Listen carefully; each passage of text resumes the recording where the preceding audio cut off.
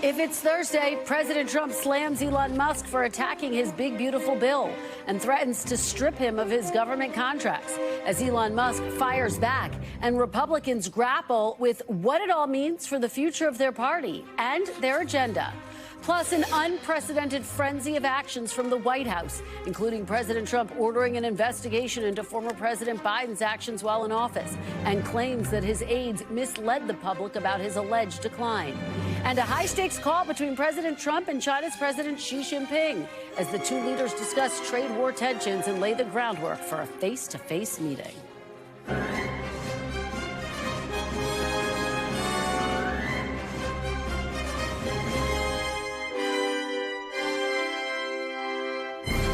Welcome to Meet the Press Now. I'm Kristen Welker in New York, and we begin with the fire hose of news coming out of the White House right now. Tensions between President Trump and Elon Musk have now exploded and are playing out in a very public way. It comes after the president today held a wide-ranging Oval Office appearance alongside the German chancellor, where he addressed a number of issues, including his sweeping new travel ban, his new investigation into former President Biden and his aides, and his recent calls with the leaders of China and Russia. But it's President Trump commenting for the very first time about Elon Musk's efforts to tank his megabill in Congress that is driving the news right now, with President Trump suggesting Mr. Musk, who just left his administration less than a week ago, has now become hostile. Elon's upset because we took the EV mandate, and which was a lot of money for electric vehicles, and they're having a hard time, the electric vehicles, and they want us to pay billions of dollars in subsidy. And Elon knew this from the beginning. He knew it for a long time ago. Look, Elon and I had a great relationship. I don't know if we're well anymore. People leave my administration and they love us, and then at some point they miss it so badly, and some of them embrace it and some of them actually become hostile. I don't know what it is. It's sort of Trump derangement syndrome, I guess they call it. As President Trump was speaking in the Oval Office, Elon Musk was responding in real time, posting on X, quote, whatever, as the president spoke about Musk's criticisms and questioned his motives. Musk also pushed back on the president's claims that he knew what was in the bill and even floated the idea of creating a new political party. Musk has been repeatedly posting on social media about the president all afternoon. President Trump then escalated things even further, writing on his social media platform, the easiest way to save money in our budget, billions and billions of dollars, is to terminate Elon's governmental subsidies and contracts. NBC News Chief Justice and National Affairs correspondent Kelly O'Donnell is at the White House, and NBC News senior national political reporter Sahil Kapoor is on Capitol Hill. Kelly, let me start with you and that feud between Elon Musk and President Trump. It is escalating. It's really been extraordinary to watch. We've seen Tesla's stocks drop throughout the afternoon. Talk about the stakes of what we're witnessing. This is like a Cat 5 hurricane in terms of a personal relationship and a professional one that is imploding before our eyes. And is it salvageable? We'll have to see. But certainly Elon Musk, when he left his government service, became more vocal about his concerns about the bill that is the president's signature, policy achievements, his desire to extend tax cuts and to have border enforcement funding and a lot of other things. It's massive in scope. And it does extend the deficit, something that Musk feels very strongly about. But what has happened personally today, in just the time where the president was visiting with the chancellor of Germany, was asked about what comments Musk had made, and it has devolved in a series of back and forth comments on the sites that they each own, X for Musk, Truth Social for the president, and it's gotten very personal. And it's gone to the jugular in terms of business, where President Trump is threatening to pull funding, and Musk's businesses all have very intertwined government contracts. That's the backbone of his business. There's a lot of national security and classified information in what he does with the space program and so forth. So that is a threat that could really level the Trump empire. And then at the same time, Musk has gone for the personal and has raised the issue of the Jeffrey Epstein files and Donald Trump being a part of that. So it's almost hard to imagine it getting uglier or more existential. And yet here are these two people that each have a unique base of power that is considerable. They have a lot of influence, and the question will be, will either of them blink or look to try to repair things? That is certainly where this has to go. It's either going to get worse or there's going to be some attempt to calm things down, get off someone take their phones away, and have a chance to maybe see if they can find some common ground. It is an extraordinary thing, and when we talk about extraordinary things in the Trump era, that's graded on a curve, and today is certainly one of those that is really remarkable in terms of what was in some corners viewed as a co-presidency. It was never that really, but in terms of imagery, and now such a feud. Yeah, it's such an important context, Kelly, I think, to give this. Sahil, as Kelly is rightfully noting, we often talk about extraordinary happenings in the Trump administration, and we do grade that on a curve because we have witnessed a number of extraordinary moments, but certainly this one stands out. You are there on Capitol Hill, where there has been nonstop political drama as Republicans try to get the so-called big, beautiful bill across the finish line. And now this has happened. What is the reaction that you're hearing from lawmakers at this hour? Well, Kristen, lawmakers up here are absolutely stunned at how rapidly this fight between President Trump and Elon Musk is escalating. Among most of the Republican members I've talked to, there's a bit of a feeling of mom and dad are fighting. Why can't they just get along? They don't want to be on Elon Musk's bad side. Some fiscal hawks and hardliners are a little bit emboldened by the fact that Elon Musk is saying some version of what they've been saying for some time, which is that the deficit increase is bad in this bill. It does increase the deficit by more than $2 trillion, and they want to find more savings. Having said that, the Speaker of the House is responding, defending himself against Elon Musk's criticisms of this bill. Take a look at what Speaker Johnson tweeted on Elon Musk's platform X just moments ago. The Mike Johnson of 2023 is the same Mike Johnson who has always been a lifelong fiscal hawk.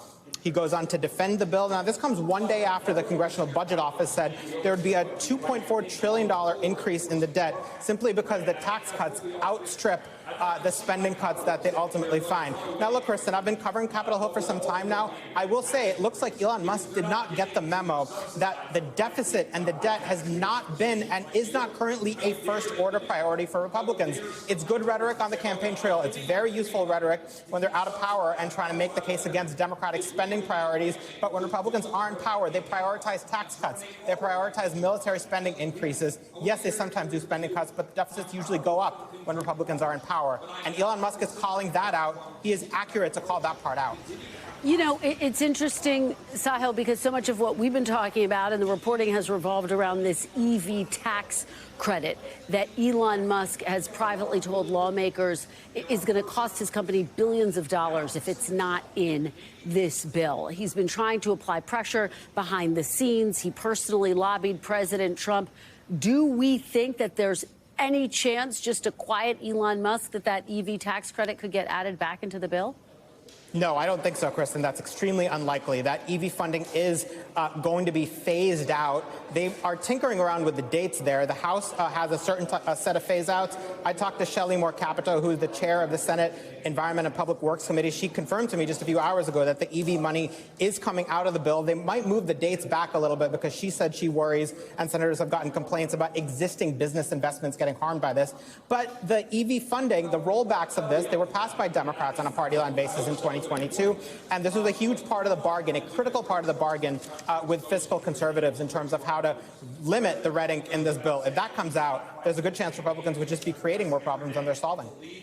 All right. Well, Sahil, I know you're bracing for a busy couple of weeks as Senate Republicans try to get this across the finish line. Thank you so much for joining us. Kelly-O, I can't let you go just yet because there's so much news that came out of the White House today, including President Trump commenting on that new travel ban, his justification linking it to the anti-Semitic attack in Boulder earlier this week. What were the key takeaways there? Well, what's extraordinary about that is he is citing the Boulder attack as an urgent reason why this kind of action, limiting foreign nationals from a variety of countries from coming into the U.S., where he says there has been a problem of terrorism or a problem of visa overstays, and then individuals who seek to do harm. However, Egypt is the country of origin for the foreign national who has been detained, and Egypt is not on this list. When asked about that obvious contradiction, the president described the fact that he's got a very good working relationship with Egypt. We have seen that, to be sure, but it's striking to use that as an example and yet not have Egypt included, or to find some other example. There are experts who have looked at the various countries that are involved here and say the likelihood of Americans being attacked by foreign nationals from these countries is extremely remote, and yet this is something that also ties into the president's muscular approach on immigration. There are carve-outs for certainly green card holders, immediate family members, people attending the teams attending the World Cup, something the president is very proud to have the U.S. hosting. There's a list of those carve-outs that would alleviate some of the concern, but we know from the first administration, when there was a ban that was broadly called a Muslim ban, in this instance the countries are diverse and are not Muslim majority populations overall. Some are, but many are not. That the panic that was set off at airports and the confusion about people who had families caught between countries or different plans in their lives that were disrupted by this. That may come again in some other form when those carve-outs prove to not be inclusive of everyone who would want to come to the United States. It's a significant policy move for the administration. Indeed it is. And Kelly, quickly before I let you go, President Trump commenting on his call with President Xi, he says it lasted for over an hour and a half this morning. Are they any closer to getting a deal? He's claiming there is a deal, and yet that is not something that we're hearing from China at this point. He put a very positive spin on it, said each leader invited the other to come for a visit. That's a significant diplomatic gesture. He talked about there's going to be a resolution on the rare earth minerals, which are desperately needed by American car companies and other parts of industry. But he also said he's tasking his top economic team to finalize a deal. But it is still unclear to us if this conversation actually resulted in a deal or if it's an incremental part of the negotiations. All right, Kelly O'Donnell covering all of the angles, and there were a lot of them today. What a day, and you are there, of course, the front lines of all of it. Thank you so much for being here. We really appreciate it. Well, as we said, one of the executive actions President Trump took last night was ordering a sweeping investigation into his predecessor, signing a memo directing a wide-ranging investigation into President Biden and his administration's use of autopen signatures on official documents. The memo directs the White House counsel and Attorney General Pam Bondi to determine whether certain individuals conspired to deceive the public about Biden's mental state and unconstitutional exercise the authorities and responsibilities of the president. The autopen is legal and has been used by multiple presidents, including Trump himself. NBC's Garrett Hake pressed President Trump about the investigation today in the Oval Office. Have you uncovered any evidence that anything specific was signed without President Biden's knowledge or by other people in the administration acting illegally?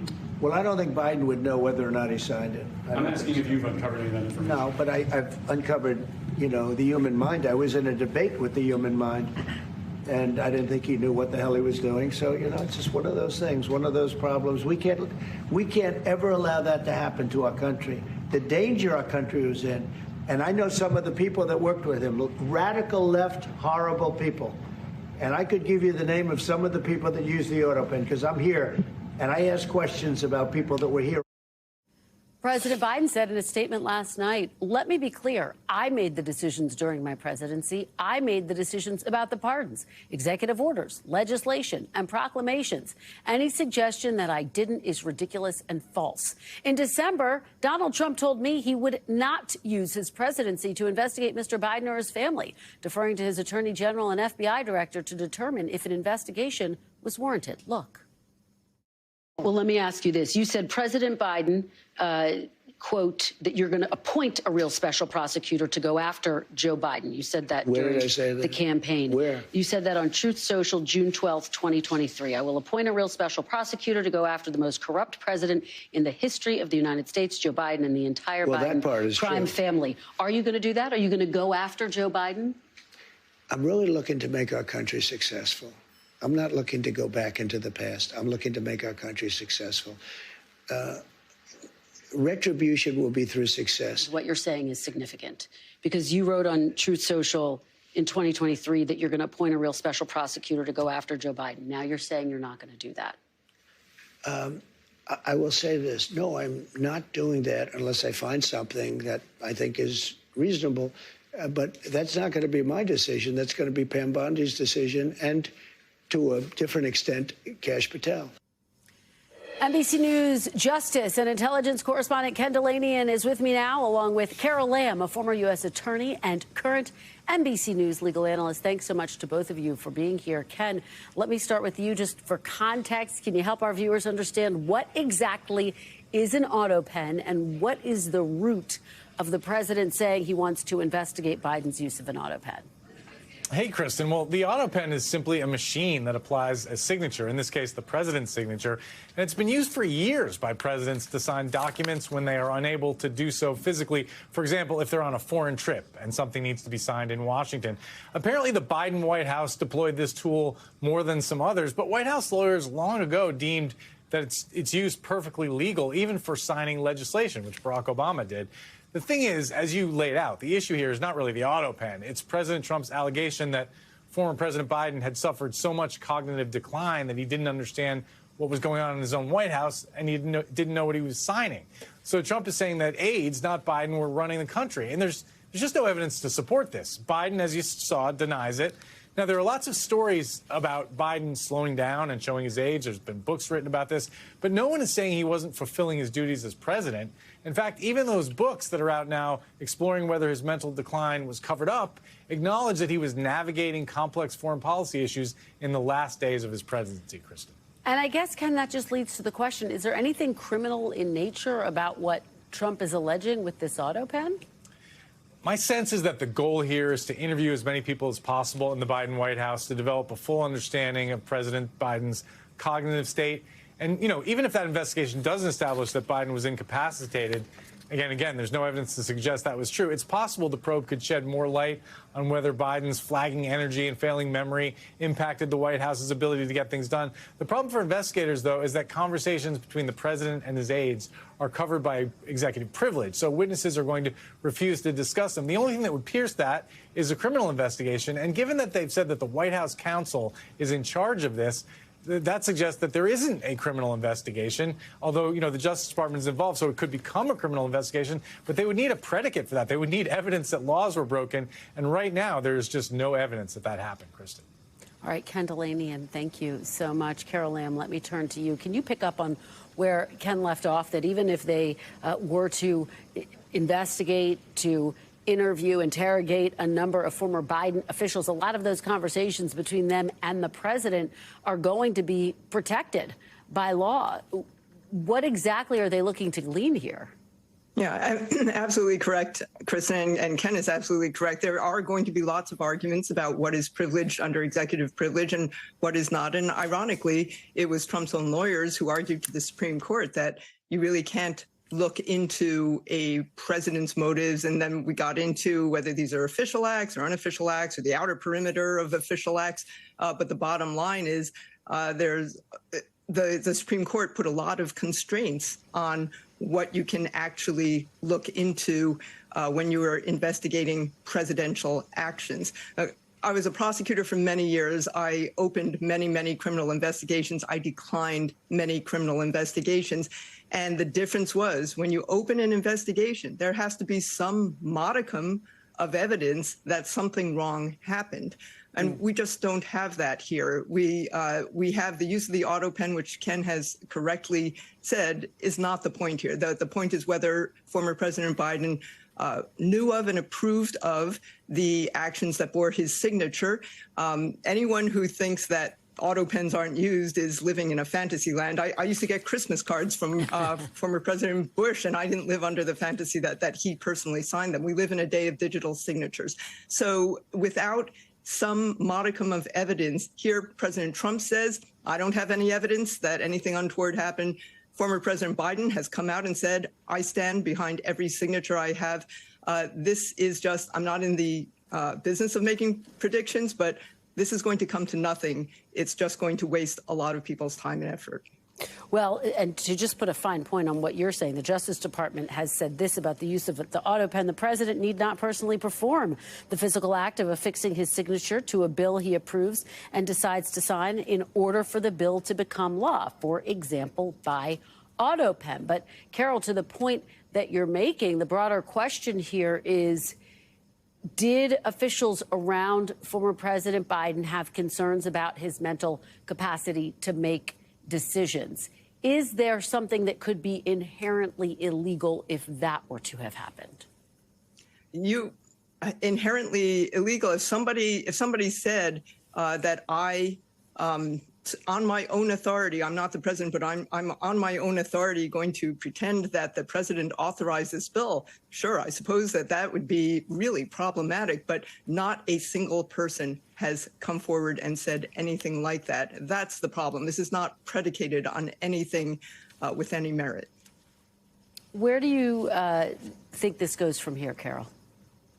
Well, I think what's going to happen is they're going to start trying to question employees of the former White House under President Biden, and there are going to be objections lodged with the court that it's either privileged or the entire effort should be enjoined because it's simply harassment and you can't unwind a president's decisions.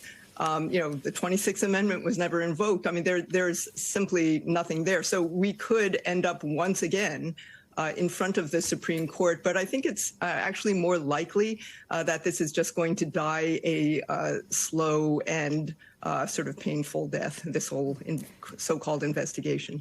Carol, before I let you go on another topic today, the travel ban that President Trump issued late last night. So far, we're not really seeing a flurry of legal challenges. Are you anticipating that we will start to see that? Certainly, that's what we saw in the first administration.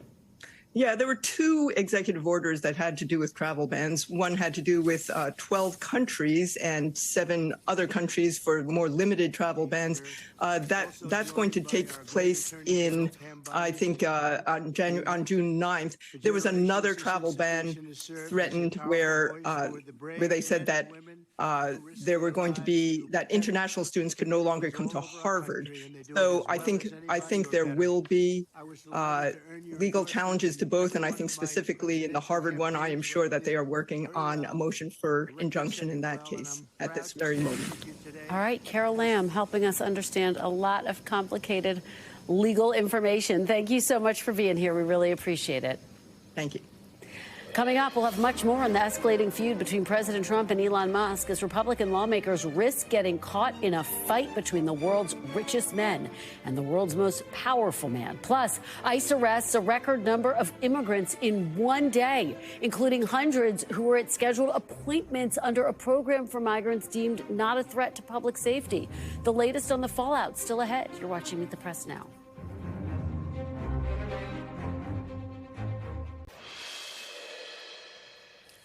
Welcome back. From buddies to bitterness, let's get more on the growing fight between President Trump and Elon Musk. Here's more from the president in the Oval Office today, responding to Musk's attacks on the legislation that advances the president's agenda. I'm very disappointed because Elon knew the inner workings of this bill better than almost anybody sitting here, better than you people. He knew everything about it. He had no problem with it. All of a sudden, he had a problem. And he only developed the problem when he found out that we're going to have to cut the EV mandate. He said the most beautiful things about me. And he hasn't said bad about me personally, but I'm sure that'll be next. But I'm very disappointed in Elon. I've helped Elon a lot. As we noted, Musk fired back at the president on social media, accusing the president of being ungrateful for his support in 2024. He posted, quote, "Without me, Trump would have lost the election.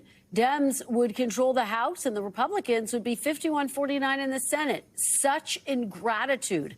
Mr. Trump then took to his own social media website to say he asked Musk to leave the government and threatened to take away his federal contracts. Joining me now to discuss all of this, our panel, Doug Jones, former Democratic senator from Alabama, and Carlos Curbelo, former Republican congressman from Florida. He is also an NBC News political analyst. Thank you so much to both of you for being here. I really appreciate it. Carlos, let me start with you. I mean, I just have to get both of your responses to this extraordinary public feud we are witnessing, Carlos.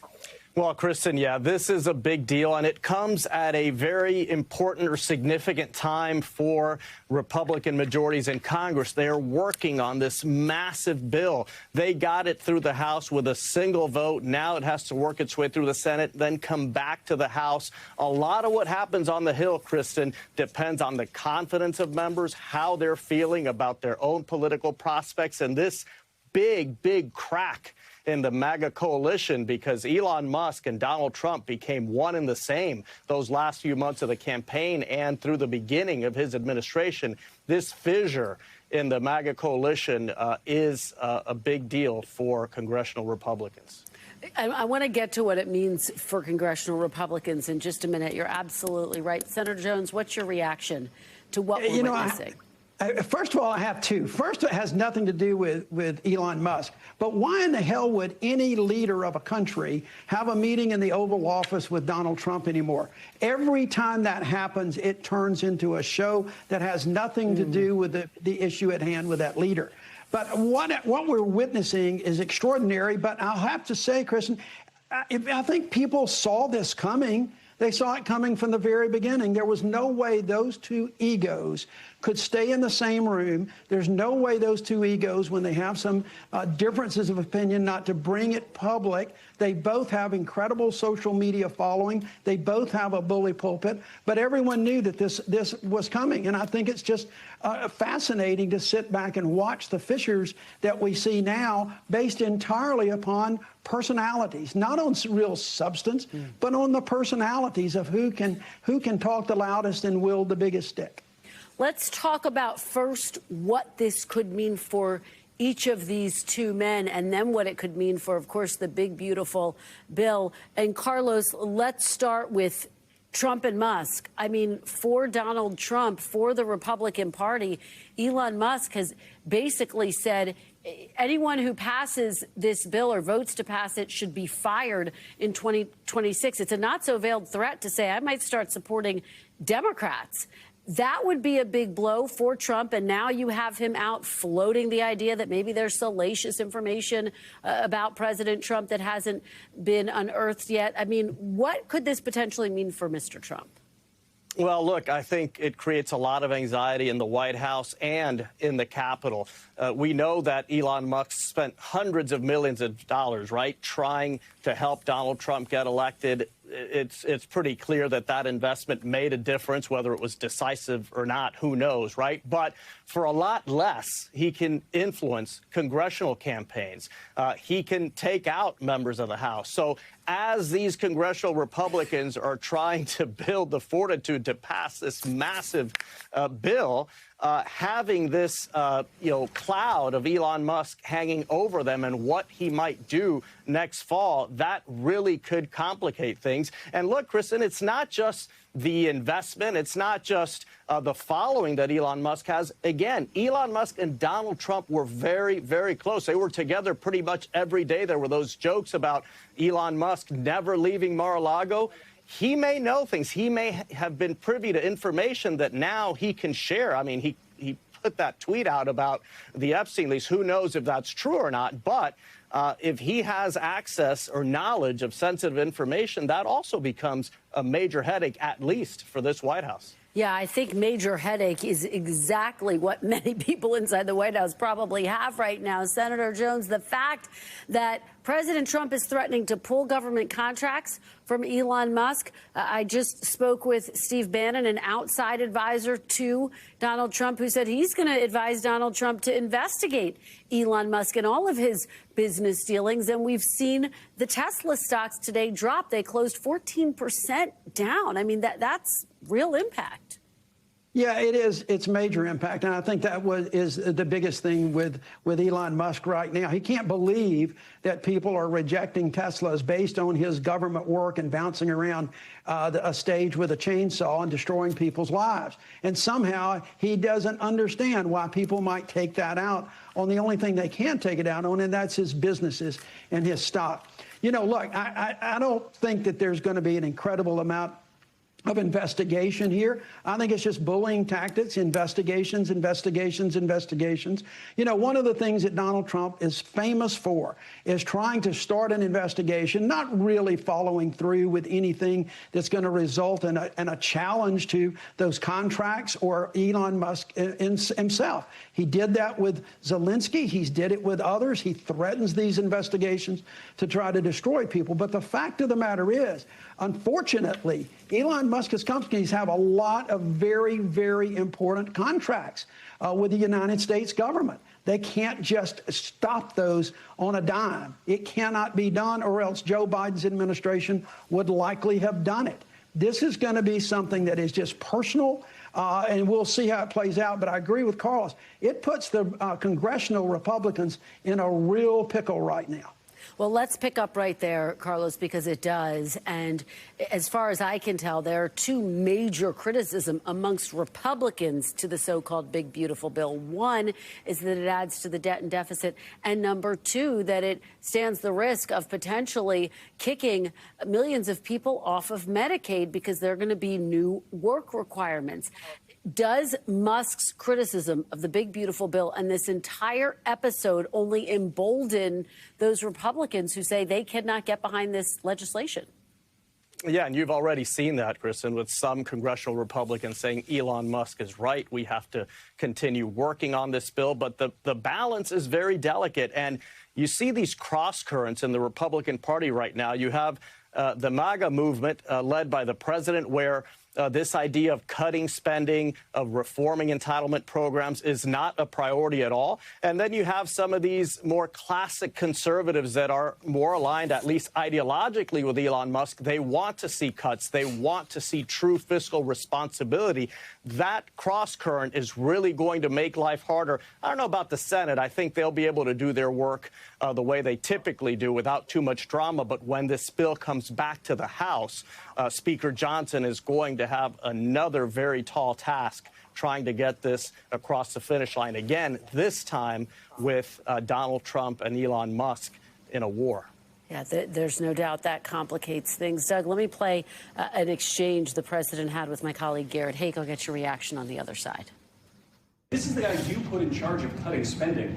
Should people not take him seriously about spending now? Are you saying this is all sour grapes? No, he worked hard and he did a good job. And I'll be honest, I think he misses the place.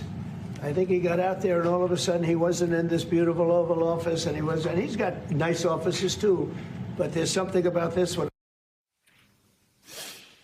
So what do you make of that? And what do you think Democrats are going to do with this moment? You know, it's hard to make anything of that. It made no sense. I mean, it literally is a nonsensical statement, which is what most of Donald Trump's statements are these days. But I will say about the Democrats, I think the Democrats have to be very careful here and not jumping on the Elon Musk bandwagon too quickly. He is complaining about this bill for just the opposite of the things that Democrats would like to see. He doesn't care whether people get cut off of Medicaid. He doesn't care if their Social Security or Medicare gets cut, for that matter. He wants to see drastic cuts in everything except his contracts and the EV tax credits. So Democrats have to be very careful to say, we also think it's an abominable bill, but let me tell you why we believe it is, and really make their case to the American public and let Donald Trump and Elon Musk fight it out in public, on Truth Social, on X, wherever. But Democrats have to not fall into the trap of getting caught on either side, and they need to make their case to the American people. That's what people are waiting for the Democrats to do and have said that they're not doing. That's what we've got to work on. All right. Well, it's a lot to track in the coming days and months. Doug Jones, Carlos Curbelo, thank you both so much for being here on really what turned out to be an extraordinary day. We really appreciate your great insights. Coming up next, a federal judge orders the Trump administration to give due process to some of the migrants who've already been deported to El Salvador. What that means, those deportees and the White House's clash with the courts. Stay with us. You're watching Meet the Press now.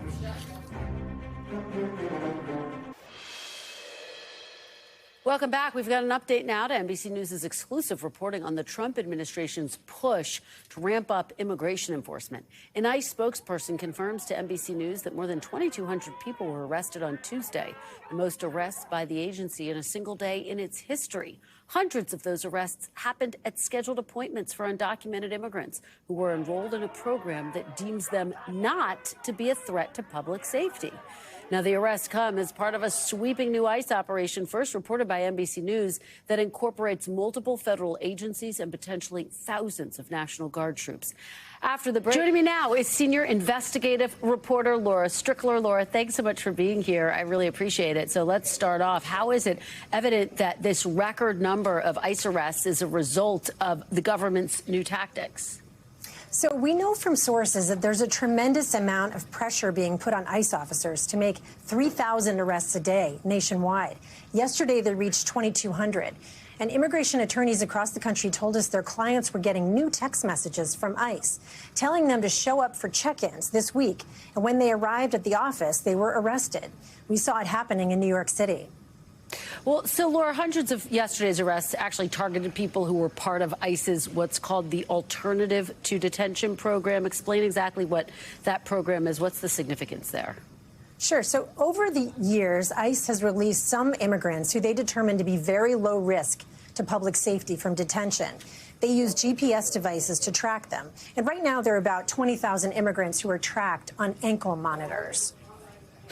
So if many of yesterday's targets were participants in this program, is it safe to argue that the arrests were potentially made to try to pad part of the day's totals? Well, you can make the argument that these people are very low-hanging fruit, so it's easy to bring them in to boost numbers.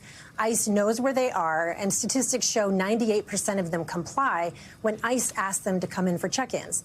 These are not violent criminals who don't want to be found. Those people are expensive and difficult to arrest, and ICE has to use a lot of resources and surveillance to bring them in.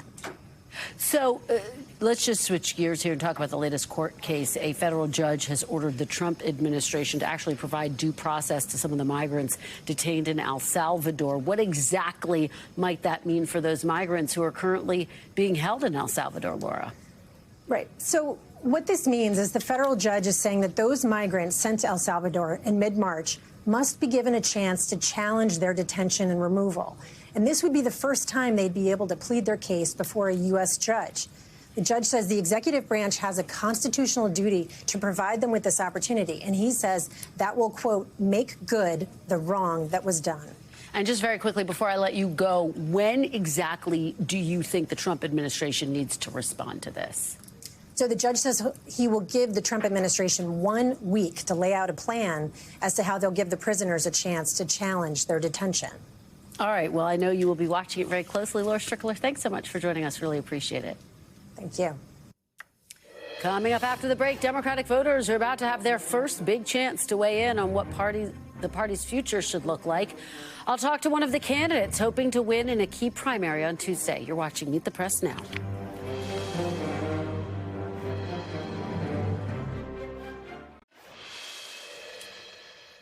Welcome back. Voters are voting right now in New Jersey with early voting underway in the state's gubernatorial primaries. It's the first major and competitive primary for Democrats since the November election, and it could tell us a lot about what the Democratic electorate wants right now. Joining me now is one of the Democrats vying to be their party's gubernatorial nominee, Newark Mayor Ras Baraka. Thank you so much for joining me, Mayor. Really appreciate it. Thanks for having me. So, boy, this is a crowded field that you have here. The first one for New Jersey governor in a long time that folks will be voting in. Why should voters pick you over your competitors? Well, I mean, I think it's pretty clear. I am the mayor of the state's largest cities. At the end of the day, we have a unique position in solving some of the state's most difficult problems, because we've been mitigating those problems in the city of Newark. Problems around housing affordability, around healthcare costs, around homelessness, around violence and public infrastructure. We've been mitigating these problems in very difficult situations and balancing our budget all at the same time while protecting immigrants and protecting those in marginalized communities and not running away from that and standing up to the forces that, loom over us to try to destroy our opportunity to have access to democracy. We've been doing it in Newark for a very, very long time. We didn't just start doing this when elections came. We've been doing it for years. Our record is clear, and people know that. Well, as you know, President Trump made some significant gains in deep blue New Jersey, pulled off a better than expected showing in the state on election night. You have notably said recently that you think Democrats in New Jersey have been their own problem. What exactly do you mean by that? What do you plan to do about it if you do win? Yeah, I agree. I think the framing is all wrong. People keep saying the Republicans gained ground or Trump gained ground. I would argue that the Democrats lost ground. It's important to frame it that way, because when you say the Republicans gained ground and people start chasing them and believing that our policies are wrong, our policies are absolutely correct. It is the messengers that people have a problem with, that they don't trust, that they don't believe in, period. I think the problem with the Democratic Party is we have not been able to inspire our base. We haven't governed properly. In fact, the Democrats are the party of working families, and working families are struggling the most in this state. It's the regular mainline Democrats and those people who they support who have been problematic, who people don't trust, why they stay home. They stayed home for Kamala Harris, and they stayed home for Phil Murphy's last election, by the way, the governor, even more, who won by less percentage points than Kamala Harris did, in fact. So we're our own problem. We have to get out of our own way, new ideas, new people, with a good direction. We need to fight for what we want and not just talk about what we're against. Well, speaking of the sitting governor, he's being sued over the state's immigration policy. You are also being sued over the policies in Newark, and you're also suing the interim U.S. attorney over your arrest last month. Let me ask you, if you were in fact governor, if you were to win, how would you handle the pushback from the Trump administration over ICE? Well, I think we have a bill that needs to be passed in New Jersey called the Immigrant Trust Act that not all the candidates agree on. I do it as right now a strong suggestion in New Jersey. We need to make it law where we're not actively cooperating. The courts already said we didn't have to do that. Where we make sure we integrate immigrants into our community completely, not just with driver's license, but also giving them access and opportunity to the resources we have and to programming we have, and not ask people whether they documented or not. In our state, immigrants contribute over $1 billion to state and local taxes. They keep our GDP growing in the state, and it's not just a moral problem, it's an economic problem if we continue on this path that Trump is going down. Well, let me ask you, because if you look, President Trump's poll numbers are still over 40% in the state. Do you think New Jersey voters want a governor who's going to defy Trump at every turn or try to work with him? We've seen, for example, Michigan's Governor Gretchen Whitmer really try to reach across the aisle and work with Trump.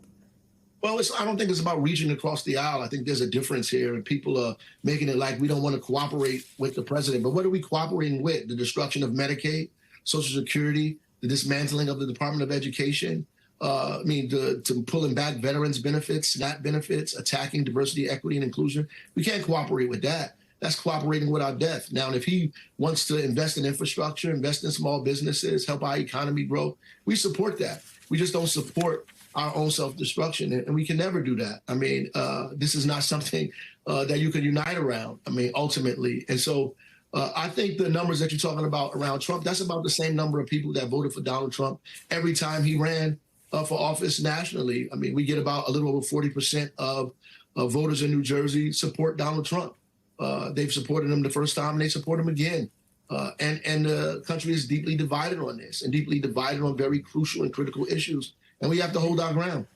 Let me ask you about this news that we got overnight. Last night, President Trump announced a travel ban on 12 countries and partial restrictions for 7 others. We saw impacts, of course, from the president's travel ban amid protests at Newark Airport in 2017. As mayor and as perhaps governor, how would you respond to this policy specifically? Are there steps that you think you could take here in New Jersey, or in New Jersey where you are? I should say I'm in New York. I think this is problematic. Many of our residents are from these communities and countries that are banned, their inability to get their relatives in to go back and forth is a problem, right? The kind of trade and commerce that happens between these countries is also a problem with our state as well. And so I think we need to push back against this with our Attorney General, unite with other states around the country. And I think we need to create a collaborative and joint effort around the country to push back against Trump policies in general, and this in specific. Right now, there's a bunch of disjointed, kind of disparate actions against what's happening, and it needs to be collective and collaborative strategy to push back against what's happening, led by the Democrats. All right, Mayor Ras Baraka, thank you so much for joining us. Really appreciate it. Thanks for having me. All right, coming up next, the Big Apple Circus. Steve Kornacki will be here on set after a crowded and contentious Democratic primary debate last night. Do stay with us. You're watching Meet the Press now.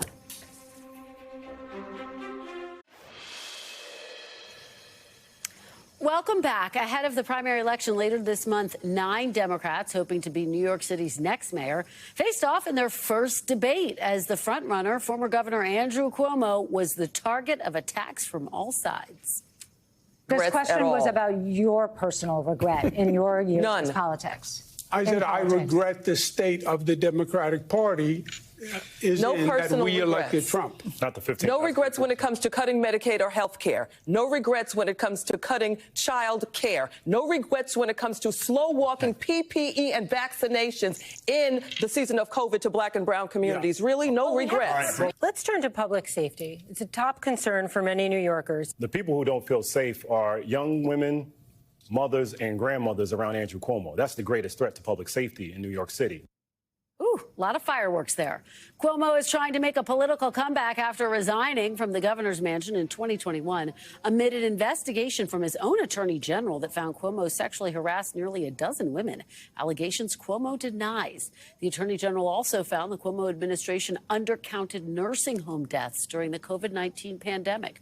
Polls show Cuomo's chief competitor is Zohran Mamdani, a 33-year-old self-described socialist who is hoping to become New York's first Muslim mayor. Earlier today, Mamdani picked up a key endorsement from progressive leader and New York City Congresswoman Alexandria Ocasio-Cortez. Big endorsement there. Here to break down the dynamics of this race is our very own NBC News national political correspondent, Steve Kornacki. Steve, it's great to be here in New York with you. Great to be on set with you, Kristen. Yeah, usually we're in D.C. together. So let's talk about this endorsement by Alexandria Ocasio-Cortez. How could it shake up the state of the race? I think it really reinforces what's become the main dynamic in this race, and that is we always knew Andrew Cuomo was the front runner. There's this crowded pack. Who's going to be the main challenger? I think it clearly is Zohran Mamdani. And her appeal, Ocasio-Cortez's appeal, I think overlaps with what Mamdani's has been so far. So I think it reinforces. It doesn't necessarily expand. He's doing best with younger voters, self-described very liberal voters, college-educated voters. He actually does better with white voters than non-white voters. That sort of progressive base of the Democratic Party we talk about a lot. It's with AOC, and it's increasingly with him in this race. Well, it certainly is going to add a fascinating dynamic. And so, too, is the fact that the current mayor, Eric Adams, is running as an independent. He, of course, was facing indictments, multiple charges for various different issues. That's been dropped under the Trump administration. How does he impact the shape of this race? And what do you think his prospects are? Yeah, so this is the interesting thing. We've got this primary going on, but Eric Adams, the Democratic mayor, not going to be in the Democratic primary. He says he's running in the fall. And I think the key thing for people to understand about New York City elections is it's pretty easy to create a political party in New York City. All it really means is you get your name on the ballot somewhere. And what they can do here that they can't do almost anywhere else is you can run as the nominee of multiple parties. So one thing that you've seen happen here is Adams has basically created his own party to run on in the general election. He may be soliciting the opportunity to run on other lines. So he's going to be there. You know, they'll have the winner of the Democratic primary who's going to be there. There is a Republican primary. Curtis Sliwa is expected to win that. So you'll have multiple candidates out there. There could be more who emerge in the general election. And it's potentially a big wild card. This thing, not necessarily. You think in New York is just overwhelmingly Democratic. The primary is the be-all and end-all. It can be. It often is. But there, you know, with Adams, Adams there and some other possibilities, this could be extended beyond primary day a bit in terms of some drama. We can't overstate this enough. The fact that Governor Andrew Cuomo is the front runner in this race, and you saw that with the dynamics in that debate last night. Everybody was piling on. No, absolutely. Look, and he came into this race with the big lead. He still has the big lead, although, again, Mamdani's been closing in. And you've got this sort of ranked choice voting that's going to happen here. So you rank the candidates on the ballot 1 to 5 in your order of your preference. In each round, they drop the low-performing, reallocate the votes. This all plays out. It's a complicated formula. But, what they've got, and you can see it up on your screen right there. This is one of the most recent polls. And you see in the first round there, Cuomo leads Mamdani in second place there. You play it all the way out. Cuomo, once you get to 50%, somebody wins. But that Cuomo number, has taken him a few rounds to get there. Mamdani certainly has the momentum in this thing. And one of the possibilities, Mamdani has to expand his support more from what we were talking about earlier. But if he could ever beat Cuomo in this, we talk about those political parties in New York City. Yeah. Cuomo created his own this year. Right. So he already has it out there that potentially, if he were to get beat in this Democratic primary, he's got a place to run in the fall. And by the way, his father, almost 50 years ago, ran for New York City mayor, lost the Democratic primary, ran on a third-party line. It's been done in the Cuomo family. Well, it's important you remind us of that great history. Steve Kornacki, thank you so much. Got it. Great to see you. We're back tomorrow with more Meet the Press Now, but the news continues with Hallie Jackson right now.